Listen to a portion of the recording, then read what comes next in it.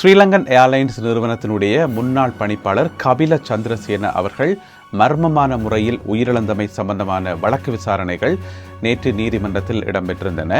பிரபல கிரிக்கெட் வீரர் அரவிந்த டி சில்வாவும் அவருடைய மனைவியாரும் நீதிமன்றத்துக்கு வந்து வாக்குமூலங்களை வழங்கியிருந்தார்கள்.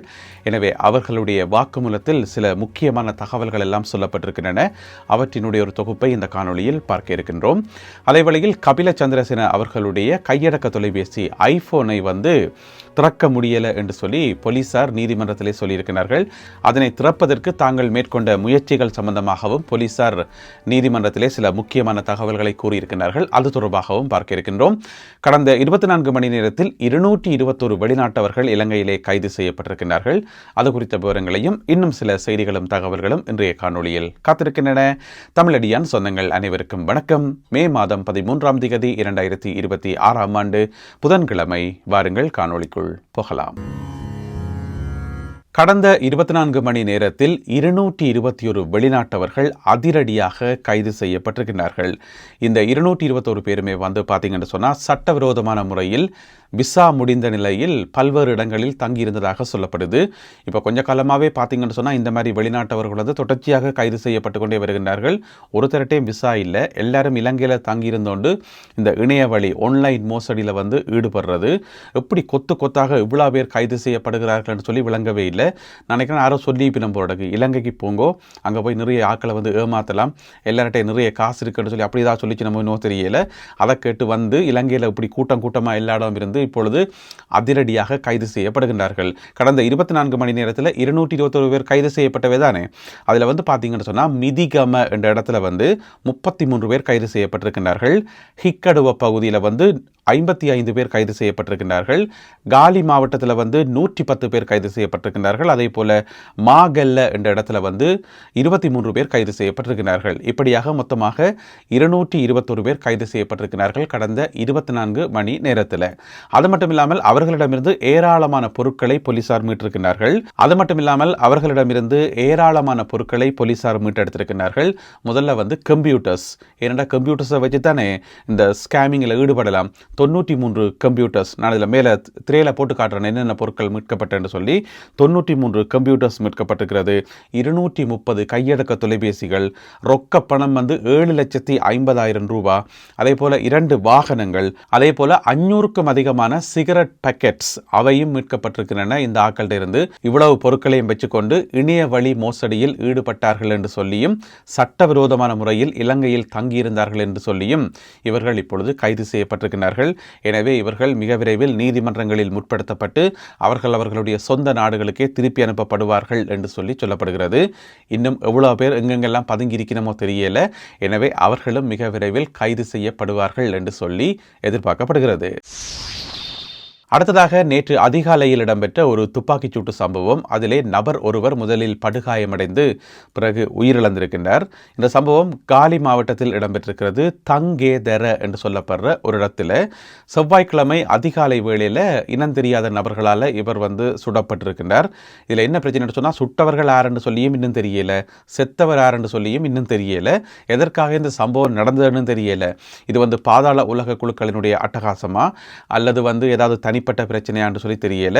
இவர் வந்து காயமடைந்த நிலையில் காலி கராபிட்டிய வைத்தியசாலையில் வந்து அனுமதிக்கப்படுறார். அதுக்கு பிறகு சிகிச்சை பலனில்லாமல் உயிரிழந்ததாக சொல்லப்படுகிறது. இருந்தாலும் போலீசார் மேலதிக விசாரணைகளை மேற்கொண்டு வருகிறார்கள். பொது போக்குவரத்தில் ஈடுபடுகின்ற வாகன சாரதிகளுக்கு, பேருந்து ஓட்டுநர்களுக்கு விசேட பரிசோதனை, அதாவது போதைப்பொருள் பரிசோதனை மேற்கொள்ளப்படும் என்று சொல்லி அறிவிக்கப்பட்டிருக்கிறது. அதனுடைய ஒரு கட்டம் நேற்றைய நாளில் ஆரம்பிக்கப்பட்டது. அதாவது வந்து பொதுவாக பார்த்தீங்கன்னு சொன்னால் நாடு முழுக்க எல்லாரையும் மறித்து போதைப்பொருள் பாவிச்சுக்காரா, மது அருந்தி போட்டு வாகனம் ஓடுறாரான்னு சொல்லி அந்த டெஸ்ட் நடக்கிறது தானே, அது பொதுவானது.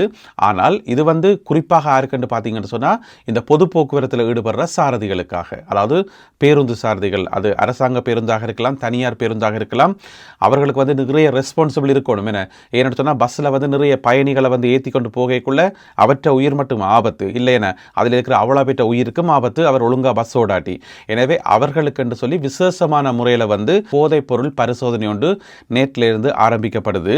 சும்மா ரேண்டமாக வந்து ஒரு 148 சாரதிகளை பிடிச்சு டெஸ்ட் பண்ணி பார்த்துருக்கணும். உண்மையிலேயே போதைப் பொருள் ஏதாவது பாவிச்சிருக்கணுமா, நாங்கள் டெஸ்ட் பண்ணுறது பிரயோசனமானது தானா என்று சொல்லி பார்க்கத்தானே வேணும். ஒரு ட்ரையல் மாதிரி விட்டு பார்த்துருக்கிறோம். நேற்று பார்த்தா அதில் 7 பேர் உண்மையிலேயே போதைப் பொருள் பாவிச்சிருக்கணும். அப்போ சும்மா இருக்க டெஸ்ட் பண்ணி பார்த்ததுலேயே 7 பேர் அகப்பட்டா அப்போ உண்மையாக சீரியஸாக டெஸ்ட் பண்ணால் அப்படி இருக்கும். அதனால் இப்போ என்ன சொல்லியிருக்கணும்னு சொன்னால் நாடு முழுக்க, அதாவது போக்குவரத்து அமைச்சு சொல்லியிருக்குது, உடனடியாக நாடு முழுக்க இதை நடைமுறைப்படுத்த சொல்லி எல்லா பேருந்துகளினுடைய சாரதிகளும் இந்த தீவிரமான பரிசோதனைக்கு உட்படுத்தப்படுவார்கள் என்று சொல்லப்படுகிறது. எனவே நாடு முழுவதும் இன்னும் எத்தனை பேர் கைது செய்யப்பட இருக்கிறார்கள் என்று சொல்லி தெரியல. இதுக்கு எந்த விதமான சாட்டும் சொல்ல முடியாது. அது பிள்ளையண்டா பிள்ளைதான். நீங்கள் பஸ்ஸில் நீங்கள் தனியாக போகிறீங்க இல்லை தானே. ஒரு ஆள் தன்னுடைய தனிப்பட்ட வாகனத்தில் போயிட்டு எங்கேயாவது போய் புளிய மரத்தில் இடித்து அவர் உயிரிழந்தாலோ அவர் காயமடைஞ்சாலோ அது கேஸ் இல்லை, அது அவற்ற பிரச்சனை. ஆனால் பின்னுக்கு நிறைய ஆக்களை ஏற்றி வச்சு கொண்டு வாகனங்களை ஓடைக்குள்ள பஸ் ஓடும்போது சரியான ரெஸ்பான்சிபிளாக இருக்கணும். என அவ்வளோ பேட்ட உயிருக்கும் அவர் தானே பொறுப்பு. அப்போ போதைப் பொருள் பாவிக்கலாமா? கட்டச்சு வரைக்கும் இல்லையேன. அதனால் இந்த டெஸ்ட் இப்போ நாடு முழுக்க மிக கடுமையாக அமுல்படுத்தப்படுகிறது என்று சொல்லி போக்குவரத்து நெடுஞ்சாலைகள் அமைச்சு அறிவித்திருக்கிறது. வரவேற்கப்பட வேண்டிய விஷயம். தொடரட்டும். மர்மமான முறையில் உயிரிழந்த கபில சந்திரசேன ஸ்ரீலங்கன் ஏர்லைன்ஸினுடைய முன்னாள் பணிப்பாளர். இப்போ போன வெள்ளிக்கிழமை அவர் உயிரிழந்தவர் தானே. அது சம்பந்தப்பட்ட விசாரணைகள் நேற்று செவ்வாய்க்கிழமை இடம்பெற்றன கொழும்பு கோட்டை நீதவான் நீதிமன்றத்தில். இந்த விசாரணைகளில் பார்த்தீங்கன்னு சொன்னால் சில முக்கியமான அதிர்ச்சியூட்டும் சாட்சியங்கள் எல்லாம் சொல்லப்பட்டிருக்கின்றன. முதல்ல சாட்சியம் சொன்னதாரன்னு பார்த்தீங்கன்னு சொன்னால் முன்னாள் கிரிக்கெட் வீரர் அரவிந்த டி சில்வா. அரவிந்த டி சில்வாவுக்கும் கபில சந்திரசேனாவுக்கும் என்ன சம்பந்தம் என்று கேட்டிங்கன்னு சொன்னால் 2 பேருமே சொந்தக்காரர்கள். அதாவது சகலை முறை. அதாவது அரவிந்த டி சில்வா இருக்கார் தானே, அவருடைய மனைவியும் கபில சந்திரசேனாவினுடைய மனைவியும் சகோதரிகள். அப்போ சகல முறை தானே சரின்னு போட்டு அவரும் அரவிந்த டி சில்வாவும் அரவிந்த டி சில்வாவினுடைய மனைவியும் நேற்று சாட்சியம் வழங்கினார்கள். ஏன்னு சொன்னால் இவருடைய உயிரிழப்பு அந்த சம்பவம் நடந்ததே அவைண்ட வீட்டில் தான். அதாவது என்ன கேஸ்ன்னு சொன்னால் இவர் கபில சந்திரசேன இருக்கார் தானே, அவருடைய மனைவி இலங்கையில் இல்லை, அவள் ஆஸ்திரேலியாவில் இருக்கிறா. 2 பிள்ளைகளையும் கூட்டிக் கொண்டு போய் ஆஸ்திரேலியாவில் இருக்கிறா. அது மட்டும் இல்லாமல் இப்போ கொஞ்ச காலமாக அவையில் பிரிஞ்சிருக்கணுமாம். ஏதோ பிரச்சனை போல ஃபேமிலி பிரச்சனை போல இருக்கு, அதனால் பிரிஞ்சிருக்கணுமாம். அப்போ இவர் என்ன செய்யறாருன்னு சொன்னால் இலங்கையில் தனியாக இருந்துக்கார் கபில சந்திரசேன. அப்படி இருக்கக்குள்ள இப்போ அரவிந்த டி சில்வா என்னதான் சகலையாக இருந்தாலும் பெருசாக அவங்க வீட்டெல்லாம் போகிறதே இல்லையாம். தானும் தண்டபாட்டில் தனியாக திரிவாராம் அவர். அப்படி இருக்கும்போது அன்றைக்கு அவர் உயிரிழந்த ஆண்டு அரவிந்த டி சில்வாவினுடைய வீட்டை வந்திருக்கிறார். கனகாலத்துக்கு பிறகு வீட்டை வந்துக்கார். சும்மா பார்த்து பேசுவோம் வந்திருப்பார். புரோடக்கு வந்திருந்து கதைக்கைக்குள்ளே ஒரு மாதிரி டென்ஷனாக தான் இருந்தார், ஒரு மாதிரி பதட்டமாக தான் இருந்தார் என்று சொல்லி அதுக்கிடையில் செய்தி வந்துட்டு நீதிமன்றத்தால் திரும்பவும் அவரை கைது செய்யறதுக்கான பிடியான பிறப்பிக்கப்பட்டிருக்கிறது. ஏன்னு சொன்னால் அவருடைய பிணை செல்லுபடியாகாது என்று சொல்லி நீதிமன்றத்தால் அறிவிச்சிட்டது. அப்போ அரவிந்த டி சில்வாவோட காட்சி கொண்டு கேட்கல அவர் ஒரு மாதிரி பதட்டமாக தான் இருந்துக்கார். திரும்ப சொன்னவர் என்னால் திருப்பியும் ஜெயிலுக்குள்ளே போகலாது, ஜெயிலில் போய் கஷ்டப்படலாது, அது கஷ்டமாக இருக்குது, ஜெயில் தெரிந்தானே, சாப்பாடுகளும் ஒழுங்கு இல்லை, அது மாதிரி கணக்கு பிரச்சனைகள் இருக்குது தானே. அதை திரும்ப சொல்லி கொண்டு வந்தவராம். சரி, என்ன இப்போ அரவிந்த டி சில்வா என்ன சொல்லியிருக்காருன்னு சொன்னால் இட்ஸ் ஓகே, நீங்கள் கவலைப்படாங்க, ஒன்றும் பிரச்சனை இல்லை, வீட்டை போகட்டா முந்தைய நைட்டுக்கு எங்கட வீட்டையே தங்குங்க, ஒரு பிரச்சனையும் இல்லைன்னு சொல்லி போட்டு அப்போ அரவிந்த டி சில்வாவினுடைய வைஃப் என்ன செய்கிறான்னு சொன்னால் முதலாவது மாடியில் அவங்க வீட்டில் முதலாவது மாடியில் மகன்ற ரூம் இருந்ததாம். அப்போ மகன்ற ரூமை இவருக்கு அரேஞ்ச் பண்ணி கொடுத்துக்க, நீங்கள் எங்கேயே தங்குங்கன்னு சொல்லி அரேஞ்ச் பண்ணி கொடுத்த முடியும். அவர் அங்கேயே தங்கியிருக்கார். அப்போ அரவிந்த டி சில்வா சொல்லியிருக்கார், ஒன்றுக்கும் யோசிக்காங்க, நாளைக்கு விடிய நீதிமன்றத்துக்கு லோயரையும் கூட்டிக் கொண்டு போயிட்டு சரணடைவோம், பிரச்சனை இருக்காது, நீங்கள் ஒன்றுக்கும் யோசிக்காங்க, நான் பார்த்துக்கொள்றேன்னு சொல்லிவிட்டு விட்டாச்சு. சரி என்று அப்போ அடுத்த நாள் விடிய வெள்ளிக்கிழமை விடிய லோயரும் வந்துட்டார். அப்போ லோயர் வந்த பிறகு அரவிந்த டி சில்வாவினுடைய வைஃப் என்ன செய்கிறான்னு சொன்னால் அந்த லோயரோட போயிட்டு அந்த ரூமை தட்டிக்கிறார். ஏன்னு சொன்னால் லோயரோட கூட்டிக் கொண்டு போயிட்டு நீதிமன்றத்தில் சரணடையணும். அப்படி சரணடையாட்டி கொஞ்ச நேரத்தால் போலீஸ் வந்துடும் அரெஸ்ட் பண்ணுறதுக்கு. ஏன்னு சொன்னால் பிடியான பிறப்பிக்கப்பட்டிருக்கு தானே. அப்போ போய் அங்கே போய் தட்டி பார்த்தா திறக்க முடியலை, கதவு உள்ளுக்க லொக் பண்ணியிருந்ததாம். பிறகு அதுக்குன்னு சொல்லி ஸ்பெஷல் தாவி ஒன்று இருக்கும் போறடக்கு அந்த எல்லா ரூமுகளையும் திறக்கிறதுக்கு மாஸ்டர் கீ என்று சொல்லுவோம், அந்த கீயால் திறந்து போட்டு உள்ளுக்க போய் பார்த்தா தான் அவர் உயிரிழந்து காணப்பட்டார். இதுதான் நடந்த சம்பவம். இது நேற்று நீதிமன்றத்தில் அவர்கள் வழங்கிய சாட்சிகள் மூலம் தெரிய வந்த தகவல். இதுக்கிடையில் நீதிமன்றத்தில் நேற்று சாட்சியம் வழங்கின இன்னும் ஒரு பிரிவாருன்னு பார்த்தீங்கன்னு சொன்னால் சிசிடி, அதாவது கொழும்பு குற்றப்புலனாய்வு பிரிவு, குற்றப்புலனாய்வு பிரிவினுடைய கொழும்பு மாவட்டத்துக்கான பிரிவு. அவர்கள் தான் இந்த விசாரணைகளை மேற்கொண்டு வருகின்றார்கள். எனவே அவர்களும் தங்களுடைய விசாரணைகள் எப்படி போய் கொண்டிருக்குது, என்ன நடக்குதுன்னு சொல்லி, என்னென்ன முன்னேற்றங்கள் இருக்குன்னு சொல்லி நீதிபதிக்கு சில பல தகவல்களை சொல்லியிருக்கிறார்கள். அதில் நீதிபதி கேட்ட முக்கியமான கேள்வி என்னென்னு சொன்னால், இப்போ அவர் கதவுல தான் தூக்கில் தொங்கினு சொல்கிறீங்க, ஆனால் கதவுல எந்த விதமான சேதாரங்களோ எந்த விதமான டேமேஜோ ஒன்றுமே இருக்கல, அப்போ அது சம்பந்தமாக ஆய்வு செய்தீங்களா என்று சொல்லி நீதிபதி ஒரு கேள்வி ஒன்று கேட்கிறார்.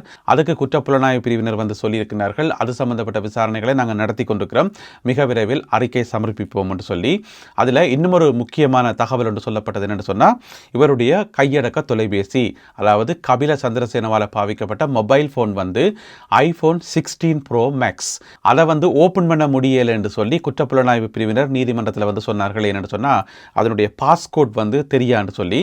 அப்போ அந்த ஃபோனில் வந்து ஃபேஸ் டிடெக்ஷன் இருக்குன்னு தானே, அதாவது முகத்துக்கு நேராக பிடிச்சா அந்த ஃபோன்ஸில் உள்ள ஓப்பன் ஆகும்னு சொல்லி என்ன செய்யணும்னு சொன்னால், போலீஸ் கபில சந்திரசேனவனுடைய உடலுக்கு, அவருடைய முகத்துக்கு நேர, உயிரிழந்த பிறகு அவருடைய முகத்துக்கு நேரம் கொண்டு அந்த ஃபோனை பிடிச்சி பார்த்துருக்கணும், அது ஓப்பன் ஆகையில் நாங்கள் அப்படியான ஒரு முயற்சியை வந்து எடுத்தோம் என்று சொல்லி நீதிமன்றத்தில் வந்து குற்றப்புலனாய்வு பிரிவினர் வந்து சொன்னார்கள். ஆனால் அப்படியான முயற்சி வந்து ஏன் எடுத்தார்கள்னு சொல்லி எனக்கு விளங்கல. அது பிரயோசனமே இல்லை, கடைசி வரைக்கும் ஓப்பன் ஆகவே ஆகாது. அதாவது நீங்கள் இப்போ ஒரு ஆளுடைய முகத்துக்கு நேரம் பிடிக்கிறீங்கன்னு சொன்னால் அந்த கண்கள் வந்து திறந்திருக்கணும். நாங்கள் எங்களுடைய ஃபோனை வந்து கண்கள் திறந்த நிலைமையில் பார்த்தா மட்டும்தான் அது திறக்குமே தவிர, கண்ணை மூடி இருந்தாலோ, நித்திரை கொள்ளும் போதோ, மயங்கி இருக்கும் போதோ, என்ன நடந்தாலும் ஃபோன் கடைசி வரைக்கும் திறக்காது. ஏன்னு சொன்னால், அது ஸ்கேன் பண்ணிக்குள்ள, அதாவது ஐஃபோன் 16 ப்ரோ மேக்ஸ் தானே, அதில் மேலே பார்த்தீங்கன்னு சொன்னால், இதில் வந்து டைனமிக் ஐலண்ட் என்று சொல்லி ஒரு பகுதி ஒன்று இருக்கும் மேலே, அந்த கருப்பு கலரில், அதுக்குள்ளே தான் இருக்குது விஷயம். அப்போ அதிலிருந்து என்ன செய்யணும்னு சொன்னால், எங்களுடைய முகத்தை வந்து ஸ்கேன் பண்ணிக்குள்ள ஒரு மைக்ரோ செகண்டில் வந்து ஆயிரக்கணக்கான டொட்டுகளுங்கிற முகத்தில் போடும். ஆயிரக்கணக்கான டொட்டுகள் போடுமா அப்படின்னு நாங்கள் கேள்விப்பட்டதே இல்லைன்னு கேட்டிங்கன்னு சொன்னால், அந்த டொட்டுகள் வந்து எங்கள்கிட்ட கண்ணுக்கு தெரியாது. அந்த ரேஸ் என்று சொல்லுவது தான் என்னது, அலைகள், அலைக்கட்டைகள்.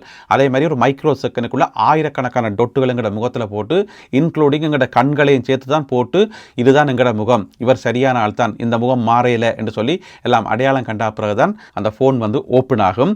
எனவே இதுதான் அந்த சிஸ்டம். எனவே கண்ணை மூடி இருந்தாலும் சரிதான், மயங்கி இருந்தாலும் சரிதான், கடைசி வரைக்கும் ஃபோன் திறக்கவே திறக்காது. இப்போ என்ன செய்ய போயினோம்னு சொன்னால், நீதிமன்றத்தினுடைய அனுமதியை வாங்கி கொண்டு இந்த ஃபோன் உற்பத்தி நிறுவனம், அதாவது ஆப்பிள் கம்பெனியை அப்ரோச் பண்ணி அவர்களுடைய உதவியோடு அதை திறந்து பார்க்க போகிறார்கள். அதை திறந்து பார்த்தால் அதுக்குள்ள பல ரகசியங்கள் இருக்கும் என்று சொல்லி சொல்லப்படுகிறது. கடைசியாக வந்து யாரோட ஃபோனில் கழிச்சார், வாட்ஸ்அப்பில் வந்து என்ன சேட் பண்ணார், அவருக்கு யாராவது ஃபோன் பண்ணி மிரட்டினார்களா, அல்லது வாய்ஸ் மெசேஜ் ஏதாவது அனுப்பினார்களா, இந்த மாதிரி நூற்றுக்கணக்கான தகவல்களை வந்து அந்த ஃபோனில் இருந்து எடுக்க முடியும். எனவே அந்த ஃபோனை வந்து என்றைக்கு போலீஸ் ஓப்பன் பண்ணி பார்க்குதோ, என்றைக்கு சிஐடி வந்து ஓப்பன் பண்ணி பார்க்குதோ, அன்றைக்கு இன்னும் பல ரகசியங்கள் வெளியாகும் என்று சொல்லி எதிர்பார்க்கப்படுகிறது. எனவே கபில சந்திரசேன அவர்களுடைய இறப்பு வந்து இன்னமுமே மர்மமாகத்தான் இருக்கிறது. போக போக புது தகவல்கள் வெளியாகும் என்று சொல்லி எதிர்பார்க்கப்படுகிறது. இந்த காணொலியில் பகிர்ந்து கொள்ளப்பட்ட இந்த செய்திகள் தொடர்பான உங்களுடைய கருத்துக்களை மறக்காமல் கீழே எழுதுங்கள். மீண்டும் சந்திப்போம் உறவுகளே. நன்றி, வணக்கம்.